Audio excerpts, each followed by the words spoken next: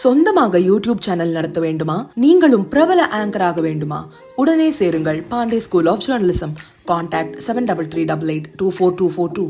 கல்வித்துறையில் ஊழல் செய்துவிட்டு அதை மூடி மறைக்க மத்திய அரசு நிதி அளிக்க மறுக்கிறது என்று திமுக அரசு பொய்யான பரப்புரை செய்து வருகிறது என பாஜகவின் மாநில துணைத் தலைவர் நாராயணன் திருப்பதி விமர்சித்துள்ளார். இது தொடர்பாக அவர் வெளியிட்டுள்ள அறிக்கையில், அனைவருக்கும் கல்வி திட்டத்தில் கணினி சோதனை கூடங்கள் மற்றும் கணினி ஆசிரியர் நியமனம் செய்வதற்காக அளிக்கப்பட்ட நிதியை கேரளாவின் கல்ட்ரான் நிறுவனத்தின் மூலம் தரவு சேகரிப்பு பணிகளுக்காக பணியாட்களை நியமித்து பெரும் ஊழலை செய்துள்ளது திமுக அரசு. இது தொடர்பான ஸ்மார்ட் நிறுவனத்தின் கேசவனிடம் அமலாக்கத்துறை விசாரணை நடத்தி வருகிறது என்று தெரிவித்துள்ளார்.